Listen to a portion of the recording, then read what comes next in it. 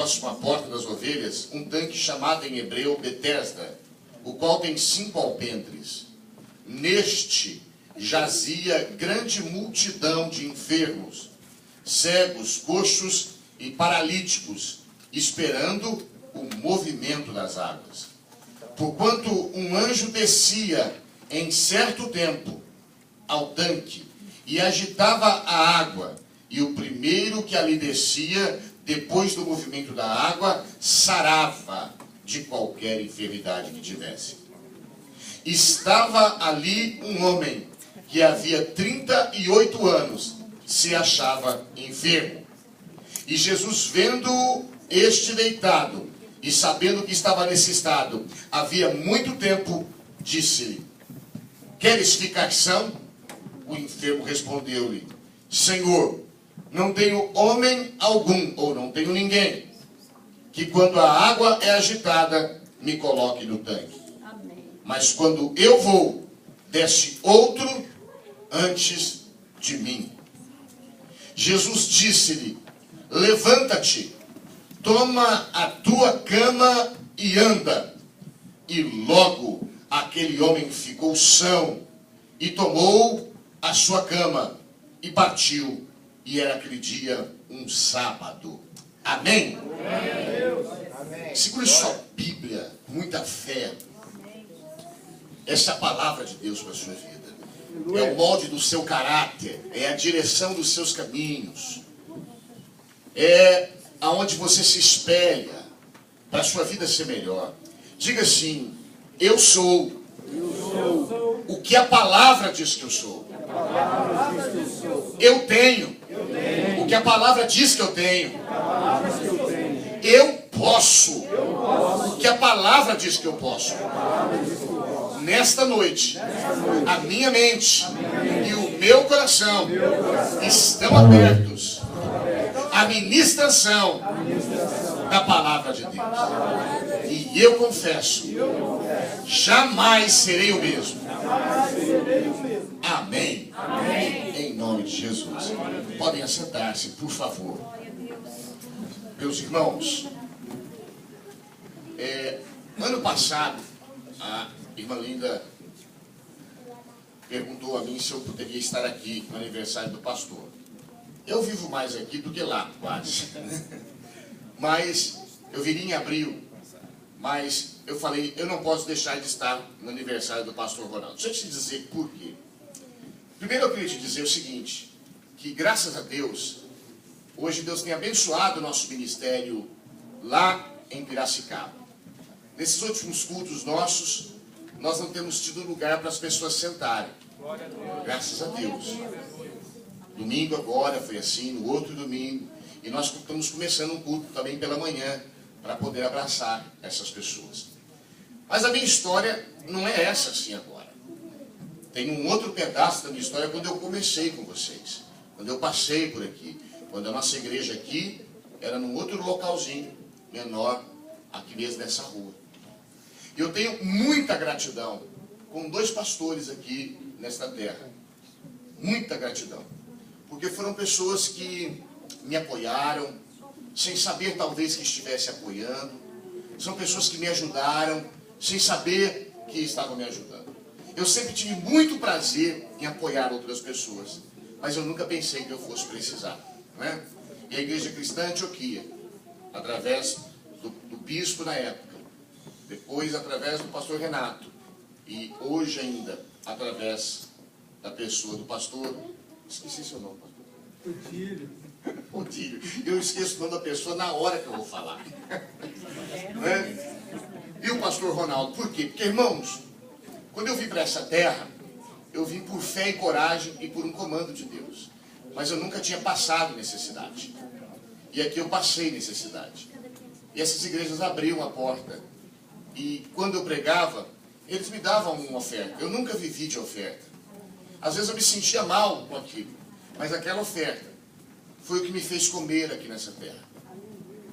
Foi o que me fez ter honra aqui nessa terra. Aquelas ofertas foi o que me ajudou depois a pagar minhas contas lá no Brasil. Então eu nunca vou deixar de ser grato em nome do Senhor Jesus. Nunca, nunca. porque a gente não está bem por causa de nós mesmos. Nós estamos bem porque Deus levanta pessoas como vocês para serem uma bênção na nossa vida, em nome do Senhor Jesus Cristo. Eu sou um campo missionário que vocês investiram. Um homem que tinha um ministério grande, depois não tinha ministério nenhum, e um momento de depressão da minha vida. Vocês foram a minha alegria. Vocês foram a minha esperança, a minha força, em nome de Jesus. Portanto, não estar aqui hoje seria próximo de um pecado, não é? Porque a ingratidão talvez seja uma das piores doenças possíveis. Amém? Pastor, que Deus te abençoe, que Deus vos abençoe, que o Senhor Deus vos honre, em nome do Senhor Jesus Cristo. Amém. E que seja feito por vós muito mais do que foi feito por mim, em nome de Jesus Cristo. Amém? O que nós queremos falar hoje? Nós queremos falar sobre os inimigos da esperança. A esperança é a força do nosso coração. Sem esperança, nós somos secos. Sem esperança, não há vida em nós. Sem esperança, nós só acumulamos os anos que vão acontecendo na nossa vida. Mas não vemos realizar ou concretizar-se na nossa vida aquilo que traz fé, aquilo que traz alívio. Quem não tem esperança tem a alma seca. Quem não tem esperança se entrega aos fardos da vida. Quem não tem esperança deita-se e permite que os outros passem e pisem sobre si. Há de ter esperanças no nosso coração. Há de ter muita esperança no nosso coração. Mas essa esperança, com certeza, em alguns momentos, vão encontrar alguns inimigos que vão querer destruí-la, desarraigá-la do seu coração. Porque uma pessoa com esperança, ela faz toda a diferença nessa terra e nesta vida. A Bíblia fala de um homem. A Bíblia diz que estava ali um homem. E diz a Bíblia que ele jazia. A palavra do original para jazia é de jazigo. Ou seja, de lugar onde se enterra o quê? Os mortos. Aquele homem estava ali jogado. Ele estava ali esquecido. Ele estava ali como que dado como morto. Mas o que é interessante é que mesmo assim, ele não busca um outro lugar para estar. Ele busca estar num lugar onde algo de bom poderia lhe acontecer. Os vizinhos dele não eram bons vizinhos. A Bíblia diz que estava ali também uma multidão de enfermos, cegos, coxos, paralíticos, leprosos. Você imagina que tipo de conversa eles tinham um com o outro? Porque nós que somos saudáveis, às vezes temos umas conversas para baixo. Nós que somos saudáveis, falamos cada bobagem. Nós que somos saudáveis, às vezes murmuramos tanto. Você fica imaginando a conversa desse povo. Talvez o leproso dissesse: vocês é que são felizes, porque não enxerga você, o ceguinho. Ou você que é feliz, o surdinho, porque você só não escuta. Ele pudesse dizer: olha, o meu corpo está sendo comido pelas feridas. Com certeza, a conversa deles era das dores que eles haviam passado, era das rejeições que eles sofriam, eram das distâncias que as pessoas precisavam manter deles, porque eles eram vistos como malditos. Era um povo de alma ferida, era um povo de coração machucado, era um povo que havia sido roubado deles a sua dignidade, a sua força de viver, e eles não tinham mais nada para fazer. A Bíblia diz que estava ali, entre isso tudo, um homem. Ele estava ali porque ele era um rebelde. Era um homem de uma santa rebeldia. A vida teimava ano a ano a lhe trazer notícias ruins, mas ano a ano ele estava ali, porque a esperança do seu coração era maior do que as dores, as agruras e os problemas que o cercavam. Ele estava ali porque ele não aceitava o jugo da vida. Ele estava ali porque dentro de si ele almejava algo melhor para a vida. Há de ter muita esperança no seu coração hoje. Há de restar muita esperança no seu coração. Muitos desejos, muita vontade. Esperança germina ou nasce no terreno do atraso. Porque só pode ter esperança quem está sofrendo algum atraso. Se não tiver atrasado, não é esperança. Se uma pessoa, por exemplo, emprestou um dinheiro e alguém deveria lhe pagar dia 5 e já deu 10 vezes o dia 5, ele não pagou, ele pode dizer, mas eu tenho esperança que eu ainda vou receber. Esperança quem tem era uma irmã querida e maravilhosa que eu conhecia. 57 aninhos. Bonitinha. Parecia uma jovenzinha. E sempre que eu via ela, eu falava, irmã Dail, como é que vai as coisas? Ela falava assim, vai bem. Eu estou esperando o meu varão valoroso. Nossa, faz tempo que ela está esperando. Germinava no atraso a sua espera. E ela dizia, aprove a Deus primeiro que eu enterrasse os meus pais. Depois eu enterrei os meus tios. Mas agora eu não tenho mais nada para fazer. Eu já falei para ele que ele pode mandar o varão. E ela dizia, eu me guardei para ele. Não dormi com ninguém. Falei, Jesus, que bênção. Mas dentro de mim eu achava, ela não vai casar. Ela agora já está na idade. Ela já está desgastadinha, coitada. Ela parecia ter mais do que aquela idade pelo sofrimento de cuidar dos seus. Mas ela tinha uma alegria. Ela tinha uma esperança. Sempre que a gente ia, ela fazia brincadeira com a gente, ela brincava como se fosse uma mocinha. Eu falava, será que ela é fraca na cabeça? Mas não era. Ela tinha aquela fé, aquela vontade. Mas dentro de mim, irmãos, eu não acreditava, Deus me perdoa. Eu não acreditava que ela fosse casar. Não acreditava não. Mas um dia eu estava em Campinas, na casa da irmã dela. Então eu cheguei e eu perguntei, cadê a tia Dail? Ela cozinhava muito bem. Ela dizia, está em cima, já vai descer. E daqui a pouco, ela desceu. Com a cara de felicidade, com a cara de alegria.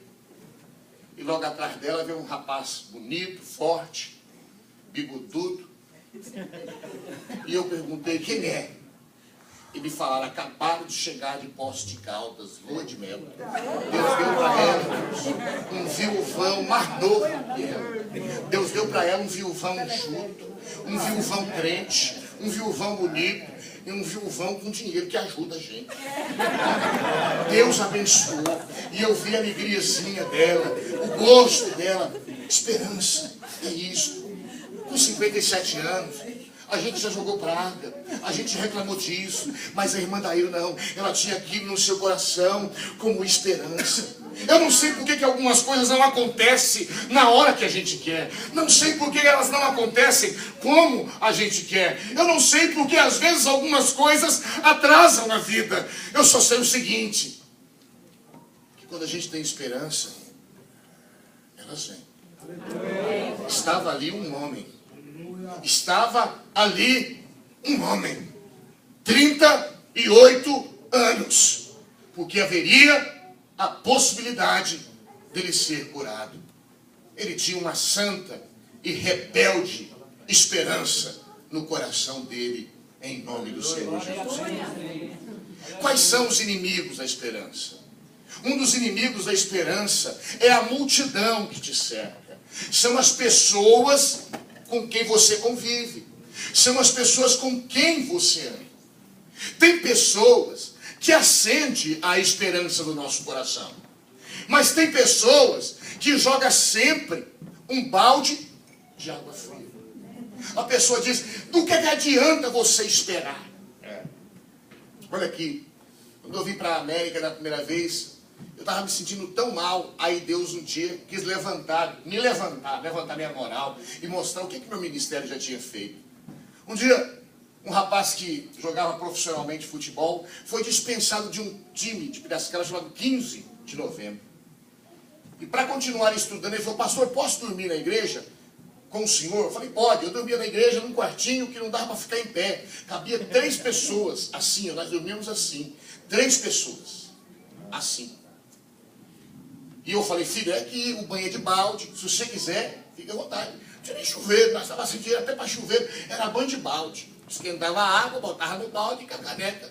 A mesma caneca que fazia o café, era a caneca que a gente banhava.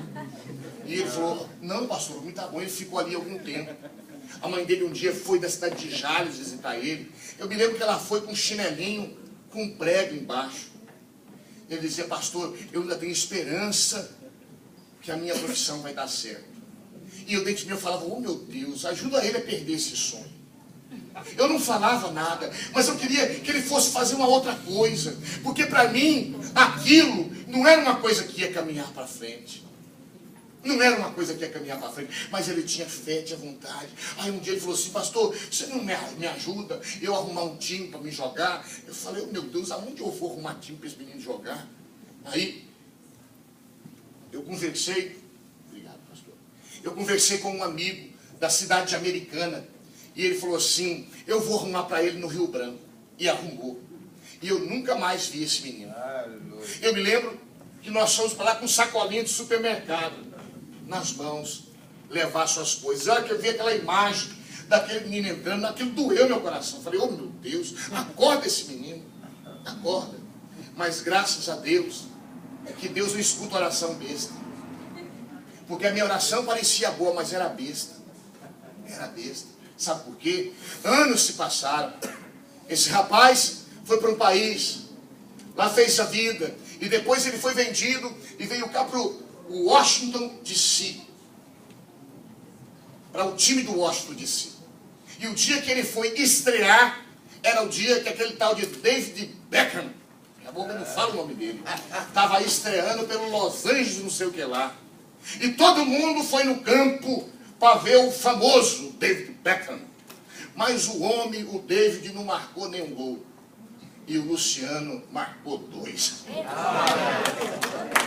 Sabe? Louvado seja Deus. O Luciano recebeu todos os prêmios da Liga Americana. E eu estava aqui nesse dia.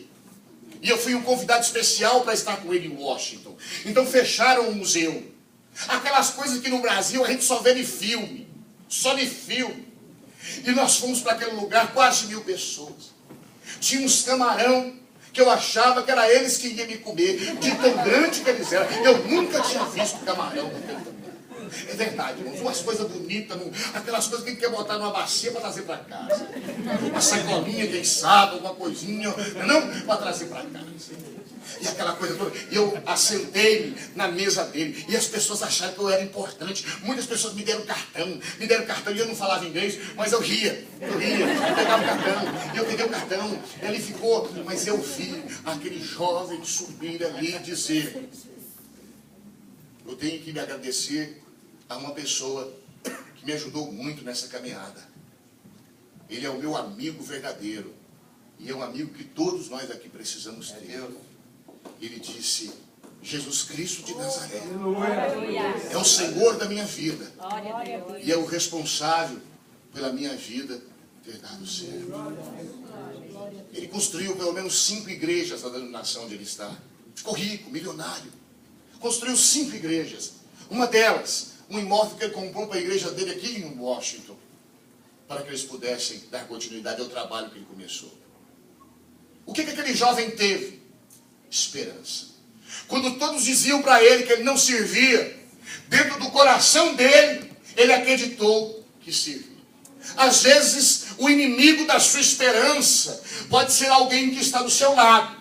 Eu poderia ter sido o inimigo da esperança do Luciano. É que eu não tive coragem de falar, mas eu queria falar: meu filho, desiste. Meu filho, vai cuidar da sua mãe em Charles. Meu filho, faz uma faculdade. Mas sabe quando Deus planta um sonho no nosso coração? Quando Deus planta, pastor Ronaldo, um desejo na nossa alma. Quando Deus planta dentro de nós uma vontade. E Ele sustenta esta vontade. Não há voz que a gente possa ouvir que vai roubar do nosso coração este sonho, essa esperança que Deus plantou. Aleluia. Talvez você também tenha uma multidão que te cerca. De enfermos. De gente doente da alma, gente que foi vencida, gente que foi traumatizada, gente que quis, mas não chegou lá. Talvez você seja cercada de pessoas cegas espiritualmente, porque elas não veem a visão que Deus te deu, surdas, porque elas não escutam aquilo que Deus falou contigo. Talvez elas sejam paralíticas, porque elas não caminham e não seguem em frente. Mas eu quero te dizer uma coisa: o Deus que é Deus e é poderoso, plantou no teu coração desejos, plantou no teu coração sonhos, plantou no teu coração vontades, e mesmo que o tempo pareça passado, você não pode perder a esperança. Aleluia! Será que você tem uma multidão em volta de você que às vezes diz para, desiste? Às vezes a pessoa não fala nada, mas só a atitude da pessoa fala muito. É verdade? Um dos inimigos da esperança são as vozes que ecoam nos seus ouvidos. Ouça somente uma voz, a de Deus, no seu coração. Amém. Em nome do Senhor Jesus Cristo. Amém. Um outro inimigo da esperança é a seguinte: é as incertezas de quando é que vai acontecer. A Bíblia diz aqui no verso de número 4: porquanto um anjo descia em certo tempo. Não tinha dia, não tinha hora, não tinha dica nenhuma. Você pode ver que a gente quer sempre saber que dia vai ser, que hora vai ser. Há muitas perguntas nos salmos, do salmista perguntando: até quando, Senhor? Até quando os meus adversários vão crescer sobre mim? Há muitos homens que perguntam, Abacuque pergunta, muitos perguntam: até quando? Todos nós queremos saber até quando. E sabe, irmãos, eu não sei porquê, mas Deus não dá dia e nem hora marcada para algumas coisas. Deus não dá marcas, não dá sinais.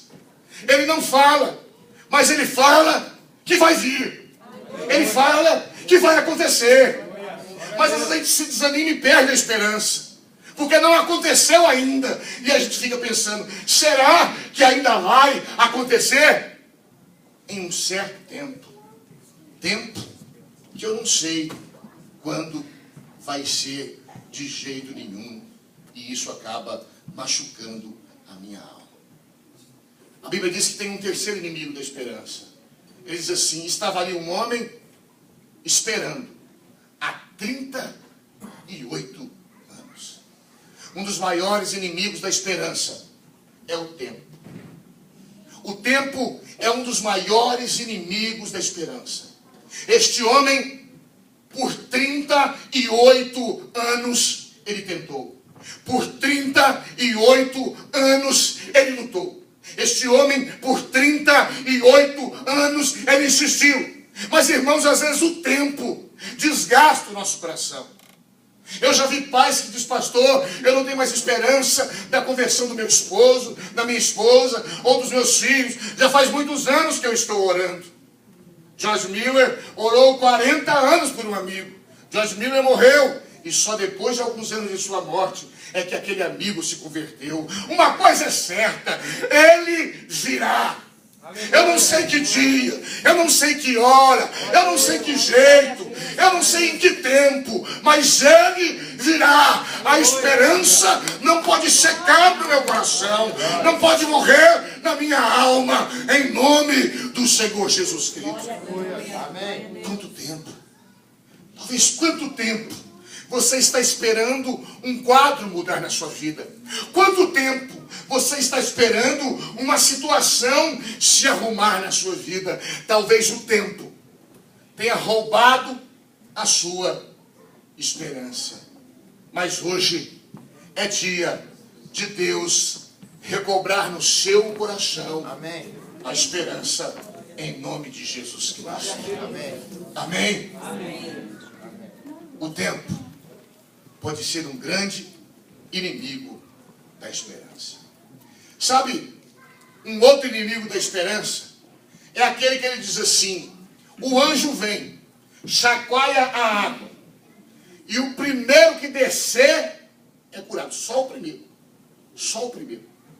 Ô gente, a Bíblia diz: alegrai com os que se alegram, chorai com os que choram. Amém. Agora, eu não sei quanto você, mas eu, às vezes, eu vejo os outros ser abençoados, e eu, só cacetada, eu me sinto mal. Eu vejo que o anjo chacoalha a água, todo mundo cai dentro, e eu não caio. Pode ser que você seja mais crente do que eu não tenho, né? Não, eu não sinto nada não. Eu sinto. Eu me lembro uma vez que eu estava começando o ministério, e então era muito difícil a minha sobrevivência. Como eu falei, a gente não tinha dinheiro para botar um chuveiro. E eu me lembro que um amigo foi casar, e ele ganhou de um grupo de pessoas um arranjo de flores para a igreja, que custaram 15 mil reais. E eu falei, eu não ganho isso num ano. Aquilo machucou meu coração, magoou meu coração. Eu falo, para que tanta flor? Para que essa tempestade de flor? Por que ele não deu para mim? Por que ele não botou em mim? Um amigo tinha chegado a Piracicaba, então ele morava mal. Eu morava mal nesse quartinho também, mas eu cheguei primeiro do que ele. E um dia ele falou, pastor, vai lá em casa comer um pão de queijo. Ele era mineiro, o pastor Marci. Vai lá em casa comer um pão de queijo, e me deu o endereço, eu fui. Cheguei num apartamento bonito, eu falei, não tem dinheiro para isso não? Não é que isso aconteceu. Um lugar bonito. Ele falou, pastor, olha que bênção. Um irmão foi enviado pela empresa para a América para ficar um ano lá. E ele me pediu um favor. Se eu podia ficar no apartamento dele cuidando para ele. E eu falei, Deus, eu estou feliz por ele. Mas não vai dizer que você não queria, que é mentira. Você também queria. Ô, gente, isso mata a esperança da gente.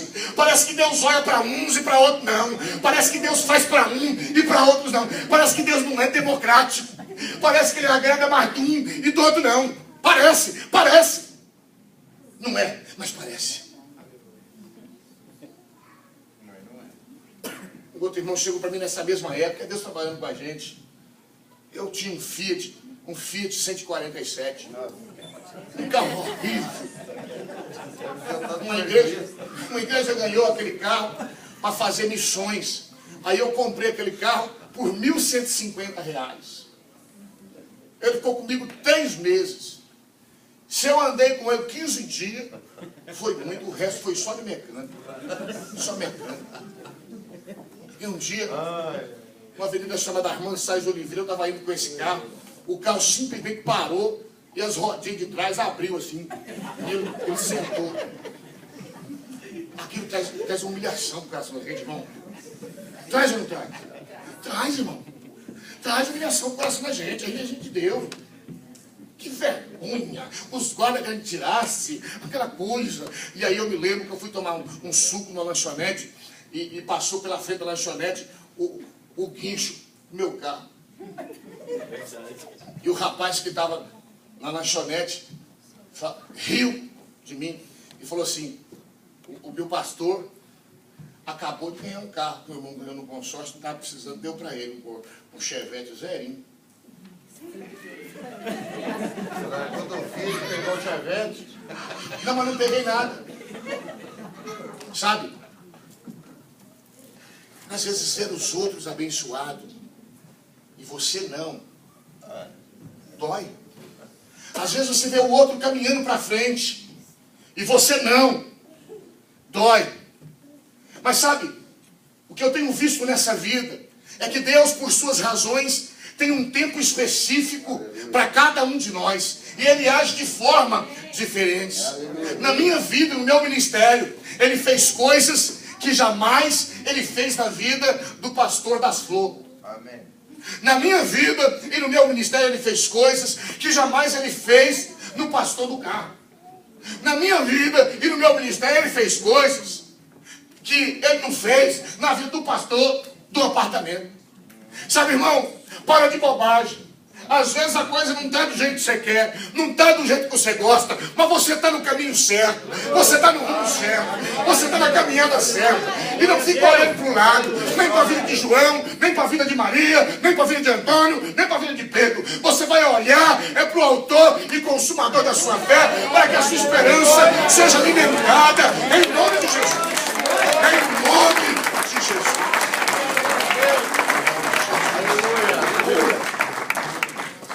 Um dos inimigos da esperança é a aparente falta de democracia divina. Porque se eu fosse Deus, eu abençoava quem está mais tempo na fila. Mas ele não faz assim. Ele faz como quer. Ele faz quando quer. E se você acreditar assim, você pode saber que vai ser assim. A Bíblia ainda nos fala de um outro inimigo da esperança. A solidão. Alguém chega para ele, Jesus chega para ele e diz, não quer ser curado? Ele disse, eu não tenho ninguém que me lança na água. Porque veja bem, aquele homem era paralítico, não tinha nem lógica ele estar ali. Como é que ele ia entrar? Ele não tinha perna. Não tinha nem lógica ele estar ali. Ele dizia, não tem ninguém que me joga lá. Mas eu estou aqui, porque de alguma coisa pode acontecer. É por isso que Jesus pega ele. Porque o surdinho, se ele fosse espertinho, ficar sonhando, ele olhava e pulava. O ceguinho podia não ver, mas ele escutava, tipo, ele podia pular também. Mas o paralítico via e ouvia. E eu acho que muitas vezes ele até anunciou para os outros que o anjo estava tocando a água.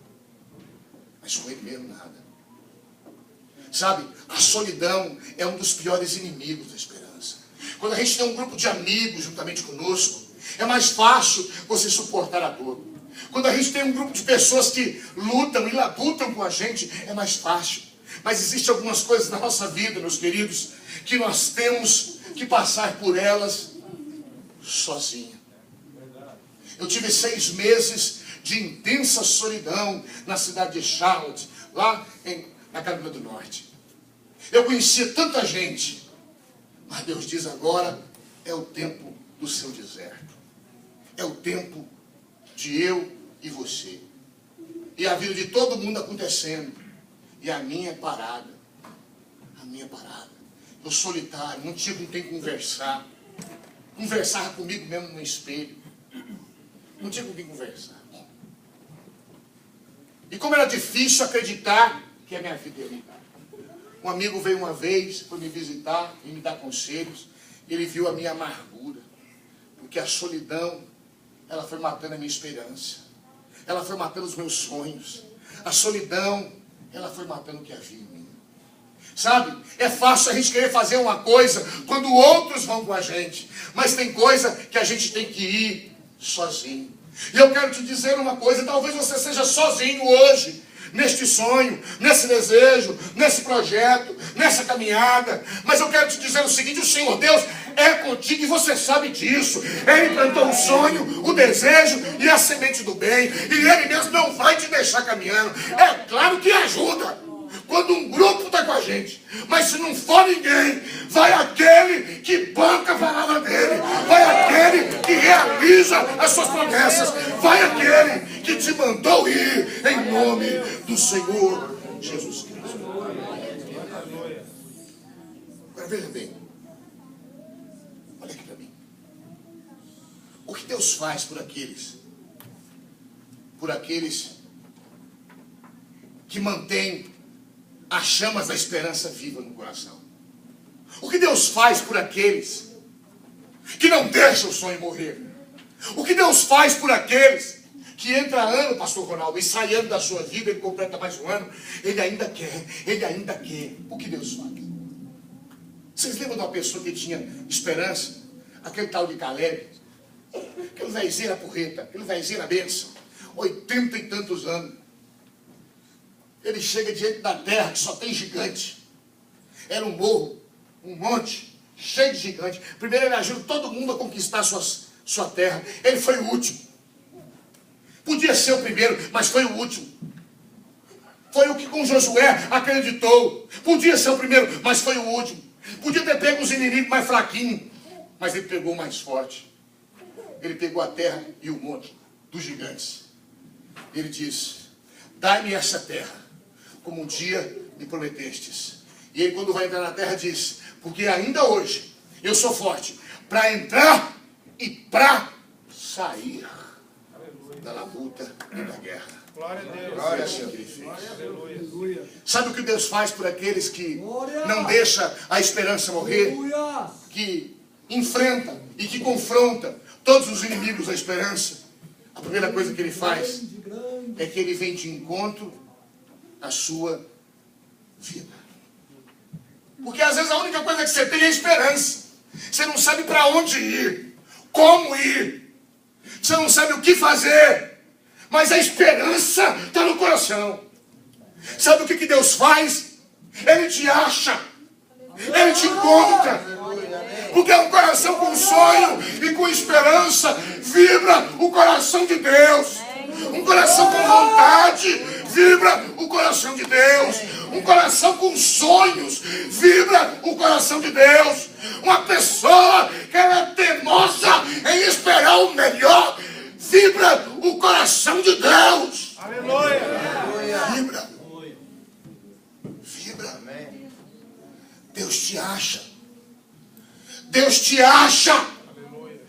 Deus te acha. Porque às vezes a gente não sabe onde encontrar. Onde encontrar no caminho.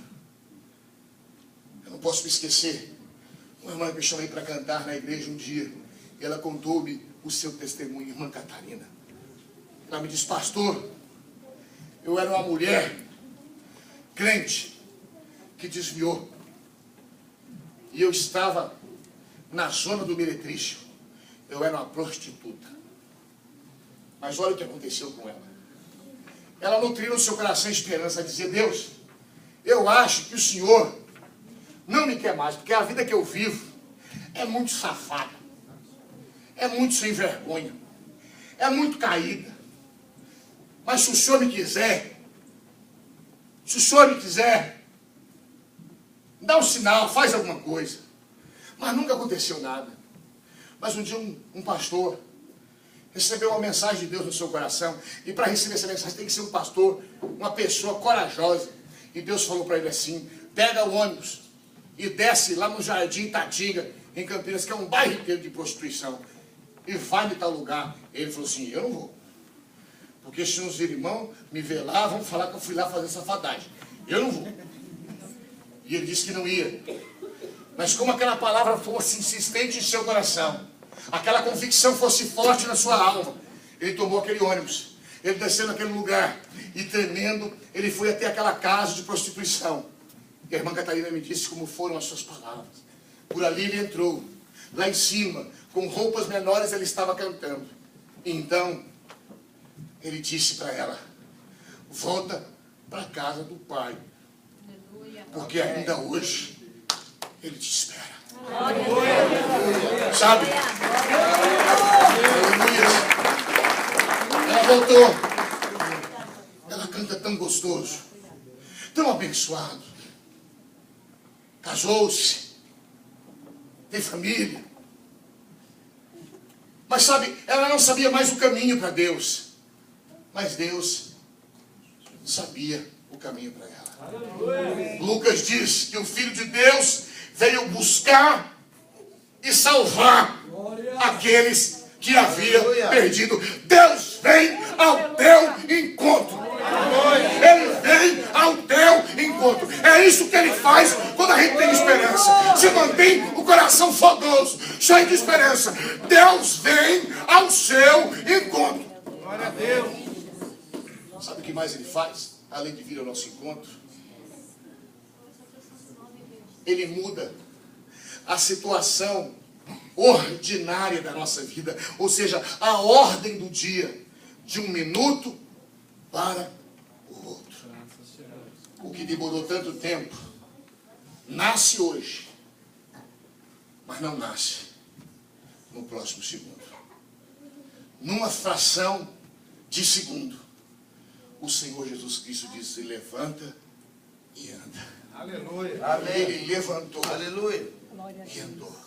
Glórias a ti, Sabe? soberano. Aleluia. Glórias a ti. Qualquer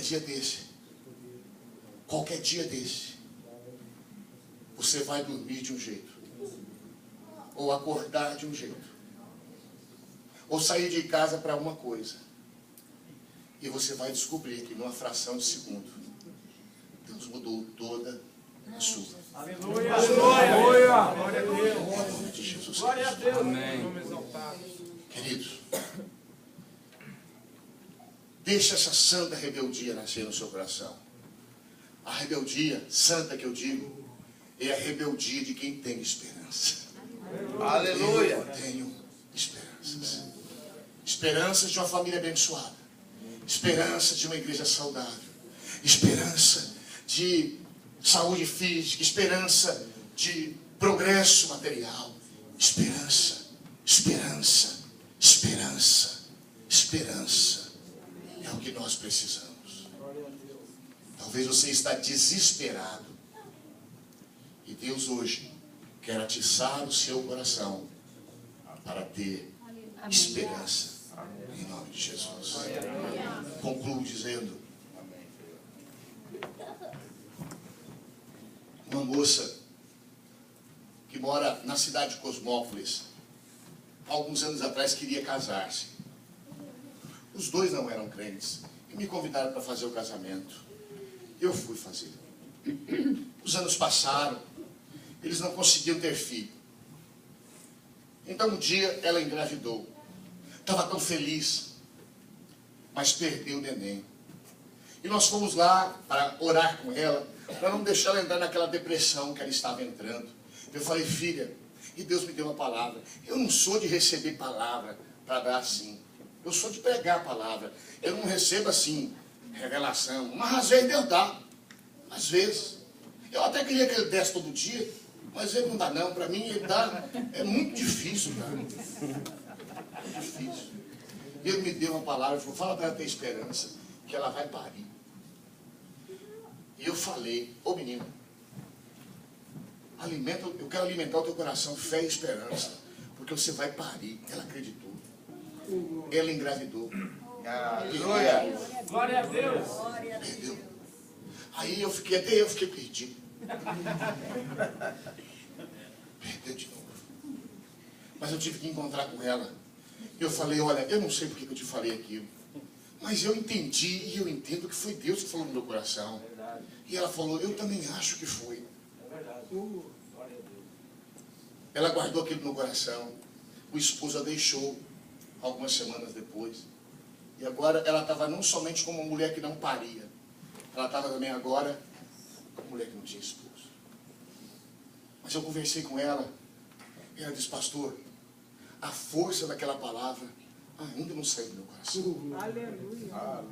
Não é nem que eu não queira ter, mas parece que isso é uma verdade tão grande. A verdade penetrou no coração dela de tal forma que nem o seu esposo tendo deixado ela foi suficiente para matar a sua esperança. Há 4 semanas atrás, nasceu um menino lindo. Glória a Deus.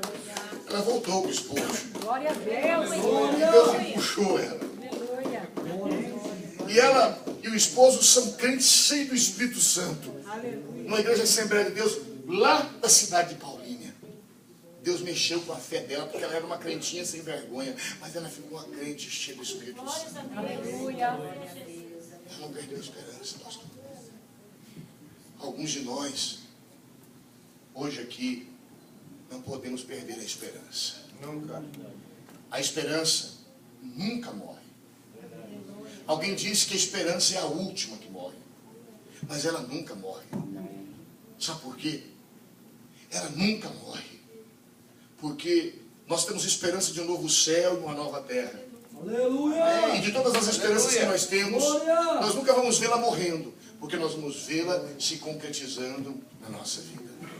Talvez como Abraão, no livro de Romanos, tem que ser eu e você. A Bíblia diz que Abraão esperou contra a esperança. Aleluia. Razões não existiam para as coisas darem certo, mas ele insistiu e a nação de Israel nasceu. Eu quero orar com vocês. Pastor Ronaldo, essa palavra é uma palavra que eu queria que viesse dentro do seu coração. Você é um menino, um homem novo. Menino que eu falo, né? Moleque, não, menino novo. Quantas coisas Deus ainda pode fazer através da sua vida. Que Deus te dê um coração cheio de esperança, cheio de expectativas, cheio de desejos, cheio de vontades. Que Deus possa revelar ao teu coração coisas tão grandes, tão maravilhosas, e que você se veja envolvido com isto, em nome do Senhor Jesus Cristo. Glória a Deus. Seja teimoso, pastor, na esperança do seu coração, em nome de Jesus. Amém. Vamos ficar em pé, meus queridos irmãos. Vamos ficar em pé. Eu vou fazer com você uma oração. Uma oração. Uma oração. Ore comigo. Ore comigo na sua mente e no seu coração.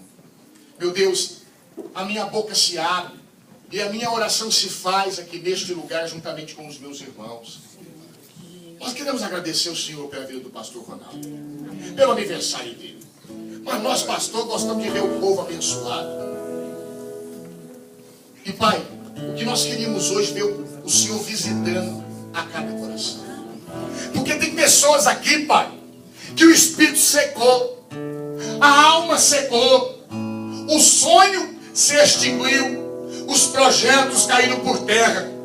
São pessoas que respiram, que andam, que falam, vão à igreja, mas a alma não bulina mais, a alma não grita mais, a alma não deseja mais, a alma não geme na expectativa de coisas melhores e novas. Meu Deus, venha avivar os corações secos, venha atiçar os corações secos hoje, venha renovar as nossas forças interiores, para que nos levantemos, meu Deus, na Tua graça e no Teu poder, em nome do Senhor Jesus Cristo.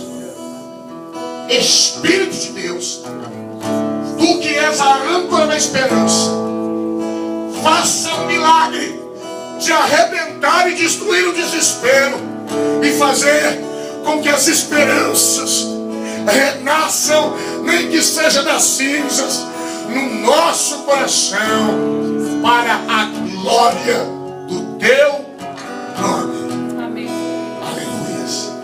Dá um glória a Deus. Aleluias.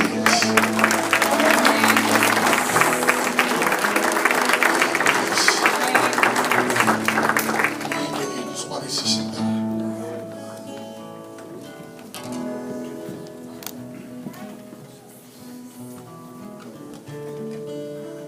Glória a Deus.